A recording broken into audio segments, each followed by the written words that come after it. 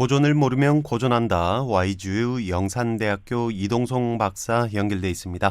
안녕하세요. 네, 안녕하세요. 네. 자, 그럼 박사님 오늘은 어떤 주제로 이야기를 나눠볼까요? 네, 오늘은 이제 행복이라는 주제를 가지고 그 책 중에 생각의 차이가 인류를 만든다는 이동규 저자의 책을 좀 중심으로 또 동서양 성인들은 어떻게 이야기를 하고 있는지 살펴보고자 합니다. 네. 이렇게 누구나 행복해지길 바라는 만큼 이 행복은 우리네 삶에 있어서 가장 소중한 가치가 아닐까라는 생각이 드는데요. 네, 그렇습니다. 이제 우리는 행복이라고 이야기를 하면서 행복에 대해 개념을 각각 다르게 이해하고 있는 경우가 많습니다. 먼저 이제 행복의 의원을 서양에서 살펴보면 서양에서는 행복을 우리가 아는 해피니스 또는 해피라는 단어의 본래 뜻은 해픈, 우리가 이제 이게 그 좋은 일이 일어난다라는 어떤 그 사람들은 행복이라는 것이 좋은 일이 일어나는 것이다라고 서양에서는 이야기를 하고 있습니다. 네. 자, 그렇다면 동양에서는 행복을 어떻게 정의를 하고 있나요? 네, 동양에서 이제 행복이라는 한자를 살펴보면 이 행자가 다행할 때 행자입니다. 네. 물론 이제 복은 복자죠. 행이라는 글자는 이제 수갑에 묶인 형태를 이야기하는 것으로서 수갑에서 이제 재수가 풀려나는 것을 이야기한다고 할 수 있겠습니다. 네. 그러니까 서양에서 행복은 좋은 일이 일어나는 것이고 동양에서는 죄를 받다가 풀려나는 상태, 그러니까 운이 좋은 것이라고 이해가 되는데요. 이 행복에 대한 연구는 아무래도 많은 철학자들에 의해서 이루어져 왔던 것 같습니다. 자, 그러면 이들 철학자들은 행복을 어떻게 개념 짓고 있습니까? 네, 이제 그 사랑과 함께 행복은 인류의 영원한 이제 테마인 듯 합니다. 행복에서 이제 그 세렌디피티라는 데 말이 있는데요. 세렌디피티의 이제 그 의미를 좀 살펴보면 완전한 우연으로부터 중대한 발견이나 발생이 이루어지는 것을 말하며 특히 과학 분야에서 실험 도중에 실패해서 얻은 결과에서 중대한 발견 또는 발명을 하는 것이라고도 이야기합니다. 네. 그럼 이 세런디피티는 이 뜻밖의 행운으로 이해를 하면 될까요? 그렇습니다. 그 뜻밖의 행운 중에서 가장 소중한 행운은 좋은 사람과의 만남이 아닌가 생각해 봅니다. 우리가 이제 고사성어 중에 금묵자흑이라는 말이 있습니다. 먹을 가까이 하면 금어진다는 것이죠. 우리가 안 좋은 사람을 가까이 하면은 자기도 그렇게 된다는 것입니다. 즉 어떤 사람과 인연을 맺고 있느냐에 따라 행복이 달라질 수 있다는 것입니다. 우리가 흔히 이제 성공한 사람들의 이야기를 들어보면 고비의 순간에 인연을 통해 지혜를 발견하는 것을 자주 경험할 수 있습니다. 네. 이렇게 좋은 사람을 만나기 위해서는 먼저 본인 스스로가 또 좋은 사람이 돼야겠군요. 바로 그렇죠. 이제 그 우리가 고사성어 중에도 유유상종이라는 말이 있지 않습니까? 네. 사람은 이제 끼리끼리 모인다는 뜻이죠. 본인 스스로가 좋은 사람이 될 때 좋은 사람과 인연을 유지할 수 있다고 보겠습니다. 네. 이렇게 좋은 사람과 인연을 맺고 있다는 것은 또 그 사람이 가진 하나의 역량이 될 수도 있겠네요. 바로 그렇습니다. 이제 우리가 흔히 이야기하는 그걸 집단지성이라고도 이야기하죠. 우리가 이제 맞이하는 그 일상에서 흔히 직장에서도 큰 문제들은 개인 스스로가 해결을 하는 부분은 적다고 할 수 있겠습니다. 부서와 업무 분장을 나누어서 또는 타 부서와 협조를 구해서 일을 완성하는 것이 대부분이죠. 국가도 마찬가지입니다. 어떤 외교를 통해 서로 협력하고 상생을 잘하는 나라가 발전할 수 있는 것과 맥을 같이 한다고 할 수 있겠습니다.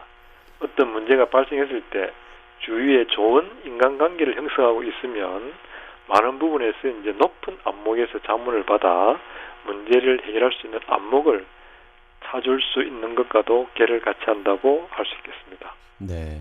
행복은 좋은 사람과의 관계라는 것을 다시 한번 또 느끼게 해 주는 것 같네요. 네, 그렇습니다. 이제 그 행복의 조건의 제자인 조지 그 베일런트는 한 인터뷰에서 인생에서 가장 중요한 것은 바로 다른 사람과의 관계다라고 이야기를 한 바가 있습니다. 그는 이제 이 책에서 건강하고 행복한 노년을 가져오는 7가지 조건을 제시하는데요. 그 가운데 어떤 부나 어떤 명예, 학벌이 아니라 성숙한 방어 기제라 불리는 고난에 대처하는 자세였다고 합니다. 이 고난을 대처하는 뒷받침은 바로 그 사람이 이룩한 인간관계였다고 이야기합니다.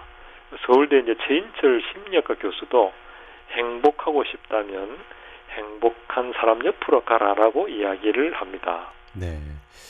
자, 그런데 이 우리가 살다 보면 이 또 행복이라는 것이 돈과 뗄래야 뗄 수 없는 그런 관계인 것 같기도 합니다. 혹시 이런 연구를 한 학자가 있습니까? 그렇습니다. 이제 돈과 행복의 관계에 대해서는 이제 1974년 리처드 이스틀린 이제 미국 USC 대학의 이제 경제학 교수가 발표한 이론입니다. 이론을 좀 살펴보면 소득이 일정 수준이 넘어가면 기본 욕구가 충족된다는 것이죠. 즉 기본 욕구가 충족되면 소득이 증가해도 행복이 더 이상 증가하지 않는다는 것이라고 할 수 있겠습니다. 우리가 이제 그 밥을 먹을 때 일정 수준까지는 밥이 필요하지만 더 이상은 필요가 없는 것과 맥을 같이 한다고도 할 수 있겠습니다. 네, 그렇군요. 이 행복은 또 사람에 따라 이 판단 기준도 상당히 달라지는 것 같습니다. 우리가 아는 그 헬렌 켈러도 이 행복에 대해서 이야기하지 않았습니까? 그렇습니다. 이제 우리가 그 행복은 사람에 따라 또는 이제 국가의 문화적 풍토에 따라 각각 다르다고 할 수 있겠죠. 우리가 아는 이제 유럽을 제패한 그 나폴레옹 황제는 죽을 때 내 생애에 이제 행복한 날은 6일밖에 없었다고 고백했다고 하죠.